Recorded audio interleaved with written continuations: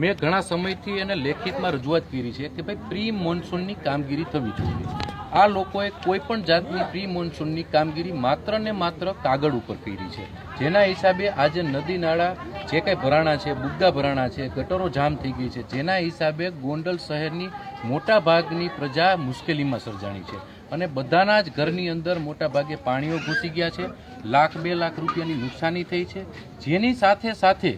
કે કોઈ પણ અધિકારી અથવા ભારતીય જનતા પાર્ટીના પદાધિકારી કોઈ પણ ઘરની મુલાકાત લેવા સુદ્ધા પણ આવ્યા નથી. જ્યારે લોકોને ઘરમાં જમવાની પરિસ્થિતિ નથી ત્યારે તેના માટે કોઈ જમવાની વ્યવસ્થા અથવા કોઈને આશ્વાસન રૂપી 2 શબ્દ પણ આપવામાં આવ્યા નથી. હવે બીજી ખાસ માગણી અમારી એ છે કે ભાઈ આ જે આવેલી છે એ કોઈ કુદરતી આફત છે, તો આ કુદરતી આફતમાં જે લોકોના ઘરમાં નુકસાની થઈ છે, દરેકના ઘરની અંદર 1,00,000-2 લાખ રૂપિયાની જ્યારે નુકસાની થઈ છે ત્યારે આ લોકોને સરકાર તરફથી સંપૂર્ણ સહાય મળવી જોઈએ તેવી આવતા દિવસોની અંદર મુખ્યમંત્રીશ્રીને અમે રજૂઆત કરવાના છે.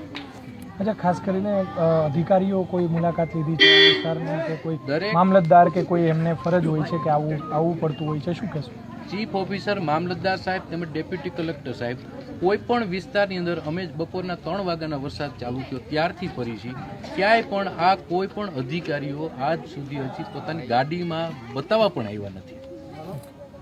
અને